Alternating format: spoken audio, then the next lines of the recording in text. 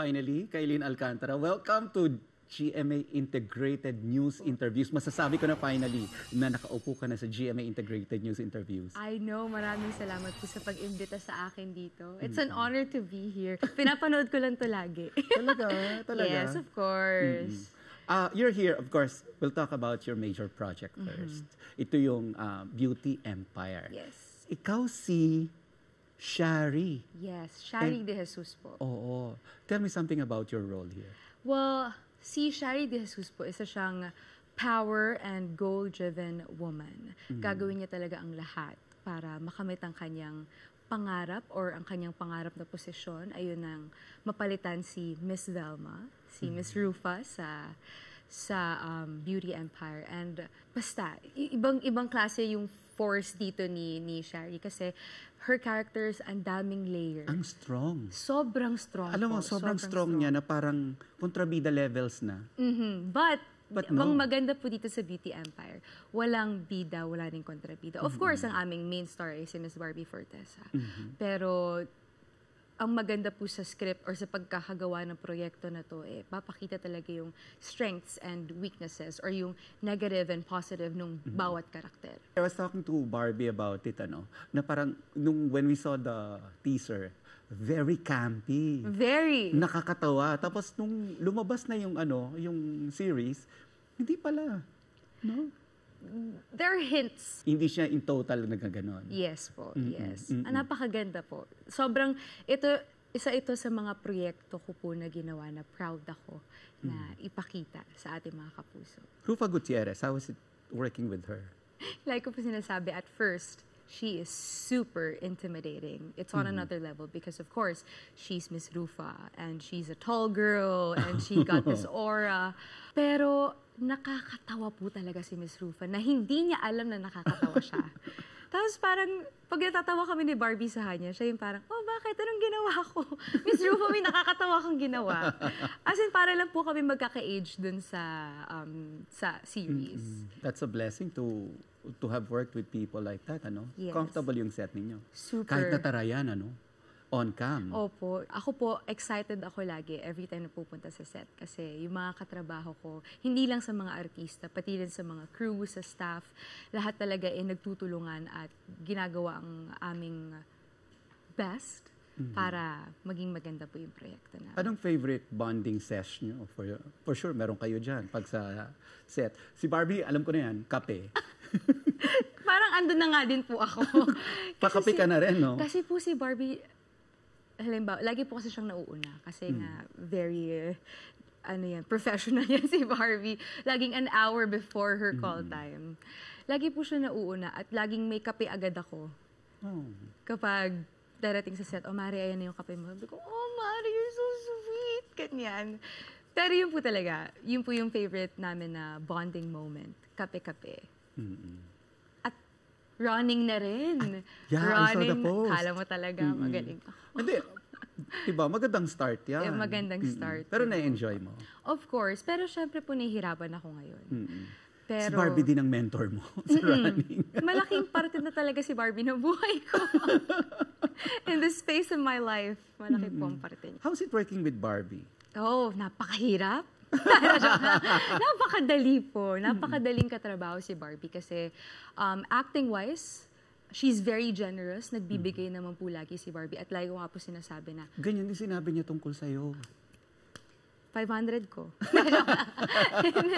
Well, ganun po kasi si Barbie. Like, ever since po na nag-start ako sa GMA, I really want to work with her. And right now, I have the privilege of working with her. So, ang sarap po sa pakiramdam. As in, idol ko po. At lagi ko naman sinasabi yan kay Barbie kapag nagkakaisa na pa rin kami. Hanggang ngayon, may onting kaba pa rin at may nginig pa rin sa baba kapag ka-eksena ko si Barbie. Kasi napakagaling po ni Barbie. Pag titingnan ka pa lang niya, iba na. So, and off-cam, Mare talaga. Mare talaga. Oo. As in, andun na kami sa level na we share almost everything that is happening in our lives currently. At nagbibigay ng advice, pero mas siya yung nagbibigay ng advice sa akin. Pero mamaya pag-uusapan natin yan. Yung mga tarayan ninyo, nire-rehearse nyo ba yan? Kasi ang sharp eh. Alam mo yun, ang ano, doon pa lang sa teaser, makikita mo na 'di ba, parang matalim. We do rehearse it, but syempre pag dating po sa take, iba na. I think it's our chemistry together. Kaya po, sana nag-work. Saan nanggagaling yung chemistry na yun? I Sa think personal dealings nyo? dun din po sa matagal na rin kasi kami magkaibigan ni Barbie. Ever since I started in GMA. 2018? 2018 po. Sunday Pinasaya pa lang. Tsaka si Barbie naman po, madali talaga siyang pakisamahan kasi she's really genuine and she's really warm and welcoming. So, madali pong katrabaho talaga si Barbie. Sabi mo kanina na instrumental siya kung bakit grabe yung glow mo ngayon. Yung glow up mo. Yes. Ba't mo nasabi? Because she made me realize that I need to prioritize myself. Me time. Me time.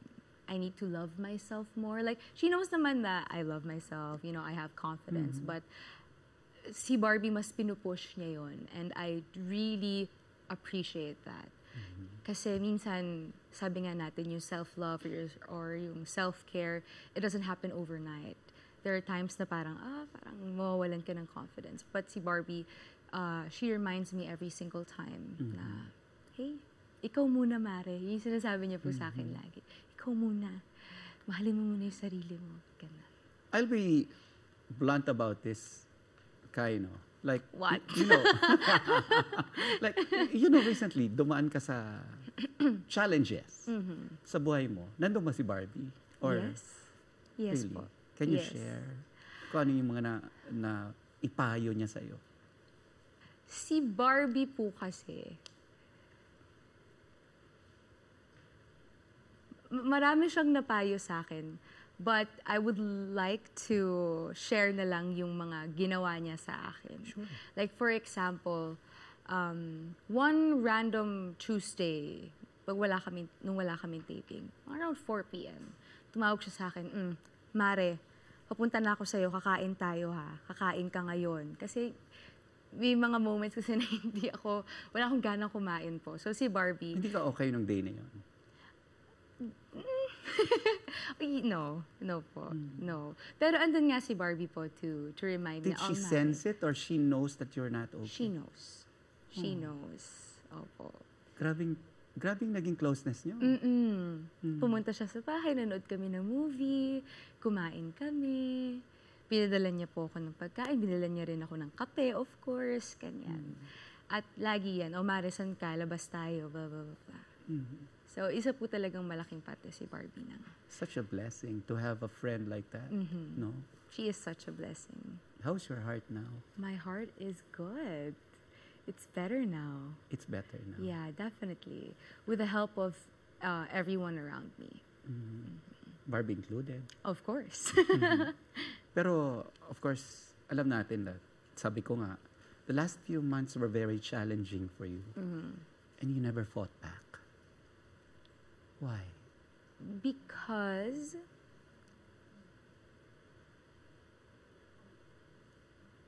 nasaktan mo man ako, I will always show grace. And I will never fight back publicly. And I will never speak up about whatever is happening in my life publicly, my private life publicly. Because I do not owe the world my heartbreak. So, sa akin yun.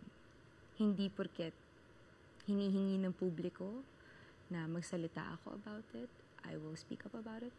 Sa akin po yun. Sa akin na lang. But that doesn't discount the fact that you're hurting. Yun ang True. unfair, no?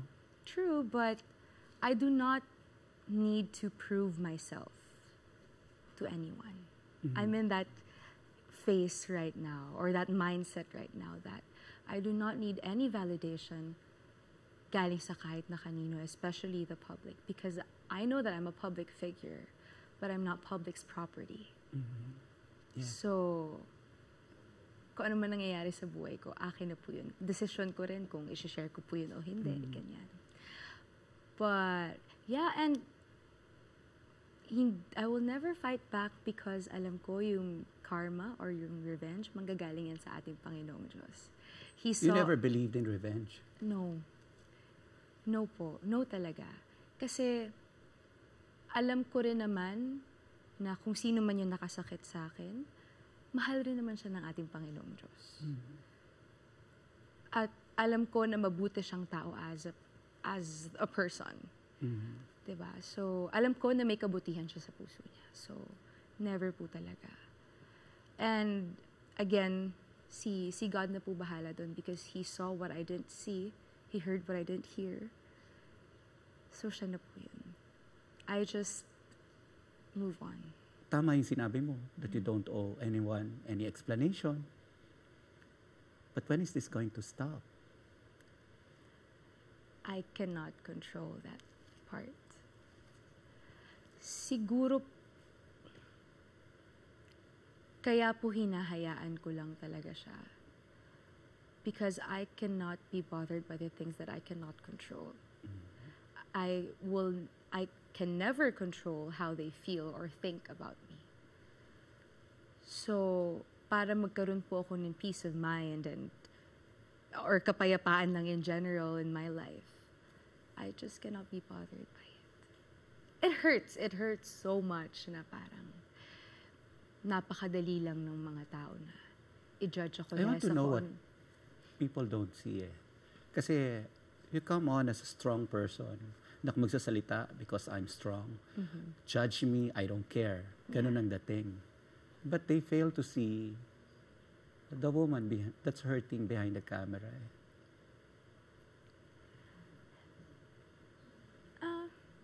Okay lang. How are you when you're not strong? How am I when I'm not strong? I really pray and sit with my feelings and deal with it on my own.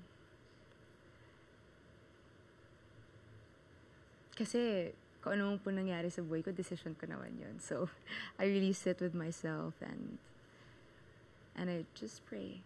That's it. Yeah. Sabi, nakakaano naman to. Akala ko beauty empire lang tayo. Part ng beauty empire to.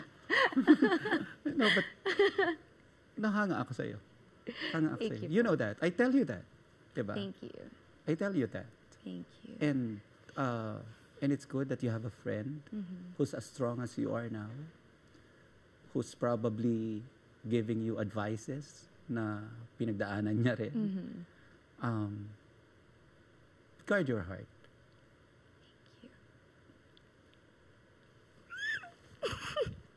Thank you. Oh, you're making me cry now. It's okay. It's okay. It's okay. We want to see that. Wag na. Masyado nang maraming iyak. Panoorin niyo na lang po yung iyak ko sa Beauty Empire. No, but seriously, ito, last question. I know, marami kasi nasabi sa sarili mo. Whenever you're alone and you're hurting, and I know you're trying to be tough all the time. Iba yung nginig mo eh. Napapansin ko yun eh. Do you have any message to sa mga taong tulad ko, who love you and worry about you? Please don't worry about me. Please don't. I appreciate it, but please don't. I know that I can handle this. I'm a child of God. I can handle this. But I appreciate it. I love you guys so much for feeling that way towards me, but I can handle it. I can handle this. Mas marami pa po ako, simula bata pa lang ako, ang dami ko nang napagdaanan. Kung ano man yung pinagdadaanan ko ngayon, wala lang to. Kung ano man yung pagdadaanan ko in the future, I am thankful na pagdadaanan ko yung mga yun. Yung mga hardships, yung mga challenges. That's why I just love life right now. I want to live a long life. Kasi gusto ko maranasan yung bawat emosyon na kaya kong maranasan. And I love feeling things because it makes me feel that I'm human. Diba? So, I can handle this. Please don't worry about me. Oh, don't cry, Sir Nelson. You're making me cry. Yeah. I can handle this. Baka strong woman to. I love. I love you too. Ay, nakakainis. Sorry po. Thank you. I love you. Thank you.